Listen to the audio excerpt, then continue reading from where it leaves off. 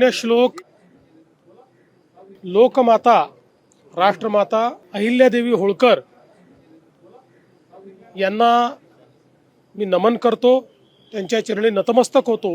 या देशामध्ये ज्यांनी हिंदू अस्मिता जागृत ठेवली, ज्यांनी अनेक आक्रमणानंतर सनातन धर्म जिवंत ठेवला, ज्यांनी लोकशासन आणि लोकप्रशासन कसं असू शकतं याचं आदर्श उदाहरण छत्रपती शिवरायांच्या नंतर दिलं, अशा पुण्यश्लोक अहिल्यादेवी होळकर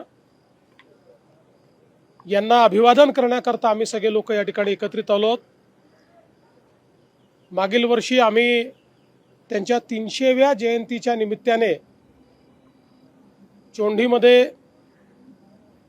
मंत्रिमंडळाची बैठक घेतली। महाराष्ट्रातले जेवढी शक्तिस्थळ आहेत त्यांचं पुनर्निर्माण करण्याचा निर्धार आम्ही केला आणि मला सांगताना आनंद वाटतो की जे निर्णय इथे घेतले ती सर्व कामं आम्ही सुरू केलेली आहेत आणि इथलाही विकास आराखडा हा मंजूर झालेला आहे। प्राध्यापक राम शिंदेजी यांच्या नेतृत्वात त्याच्या सर्व काही गोष्टी आम्ही पूर्ण केलेल्या आहेत।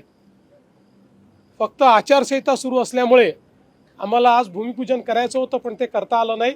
आचारसंहिता संपल्यानंतर आम्ही भूमिपूजन करू, पण मला असं वाटतं की खऱ्या अर्थानं ज्यांनी राज्य कसं केलं पाहिजे याचा आदर्श आपल्यासमोर ठेवला त्या पुण्यश्लोक अहिल्यादेवींना मी नमन करतो। जरांगे पाटील यांनी रात्री उपोषण मागे घेतलेलं आहे, कुठली आश्वासनं त्यांना आपल्याकडून दिली गेली आहेत? जी आश्वासनं दिली ती तुमच्या समोर आहेत, कुठेही मागे आश्वासन दिलं नाही, त्यांनी स्वतः ती वाचून दाखवलेली आहेत। विखे पाटील, प्रसाद लाड यांनी ती वाचून दाखवलेली आहेत। त्यामुळे सातत्याने मराठा समाजाला न्याय देण्याची भूमिकाच ही आमच्या शासनाची राहिलेली आहे, त्यानुसारच कारवाई केलेली आहे। कुठेतरी ऑडिट होणं गरजेचं असल्याचं आमदार रोहित पवार यांनी म्हटलंय। असं आहे की कशाचं ऑडिट केलं पाहिजे याचं खरं म्हणजे भान ठेवलं पाहिजे आणि इतक्या महत्त्वाच्या पर्वाला अशा पद्धतीनं राजकीय रूप देणं, राजकारण कुठे करायचं आणि कुठे करू नये याचं भान असावं एवढाच माझा सल्ला आहे।